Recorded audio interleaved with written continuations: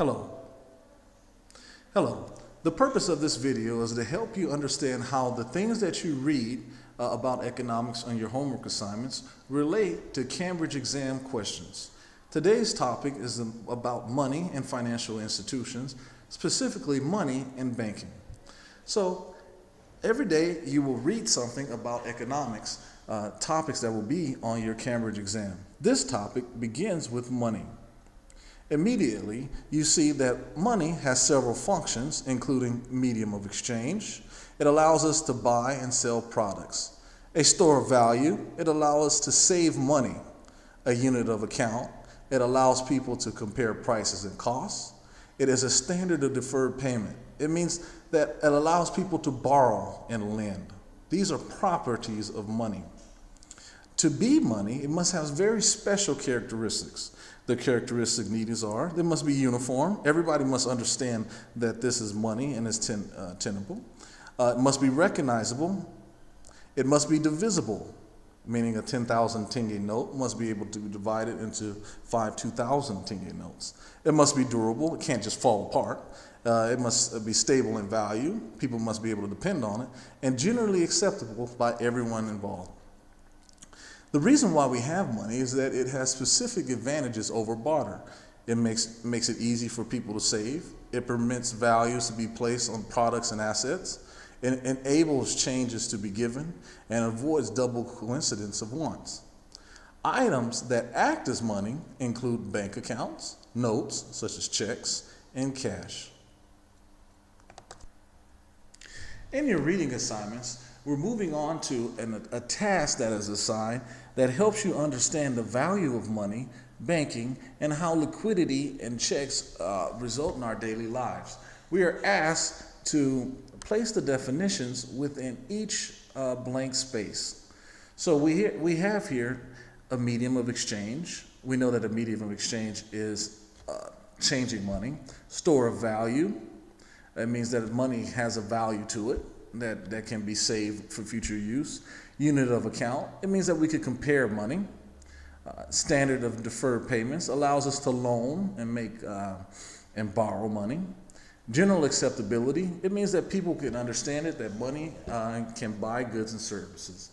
Durability, it means again that money won't just dissolve in your hand.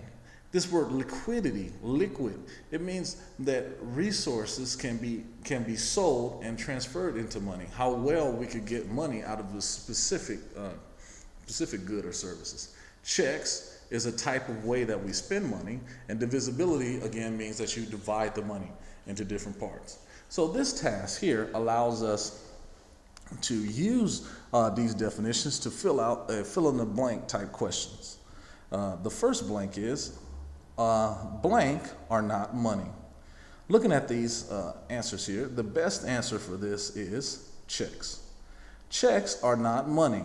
They are a means of transferring a bank deposit from one person to another. That's a check.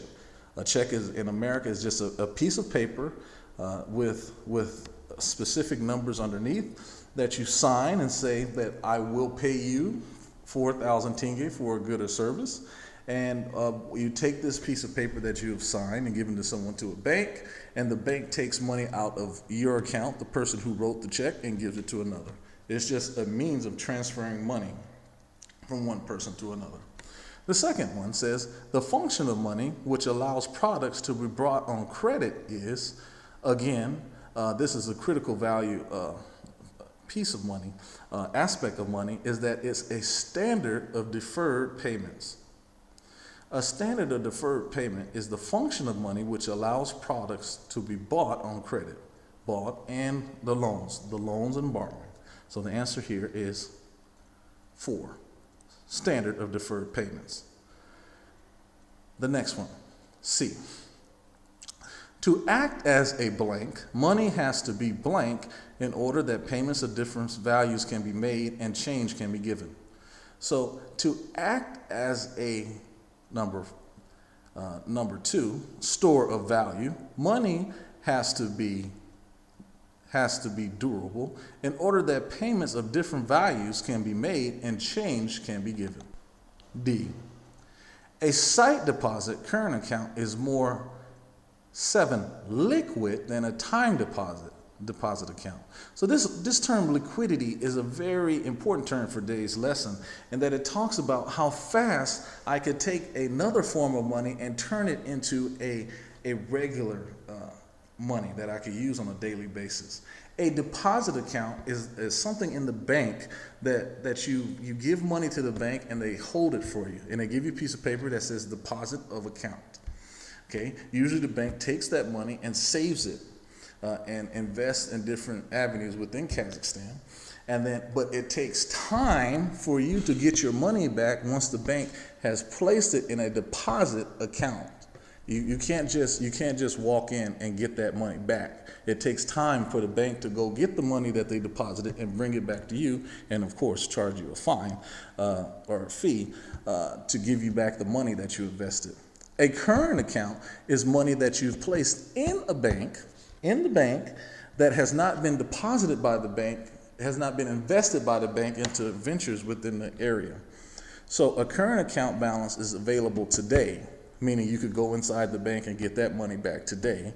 A deposit account is money that you put into the bank that allows the bank to invest in different ventures throughout the economy, and they give you interest on the deposit account based on how well those investments do.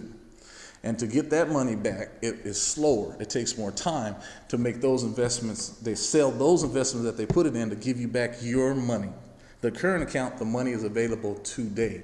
That's why a current account is more liquid, meaning if to take from a solid to almost like a gas, you could think of that, it's more liquid because you could get the money immediately. That's what liquidity means.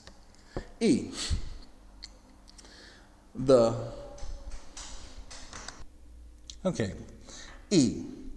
blank and blank of money allows it to act as a blank. Okay, so the general acceptability, this one, of money, and the divisibility of money allows it to act as a medium of exchange. So these things, generally acceptable, means everybody knows what money is, and I'll accept it in exchange for goods and services. And the second one is divisibility. I could divide it up into smaller amounts. Allows money to act as a medium of exchange, meaning that I could exchange this piece of paper valued at 1,000 tenge for my appleseed organic, the things that I like. Okay, so at 5, money acts as when the value of the product is compared. So this is a straight definition. Money acts as a unit of account when the value of a product is compared.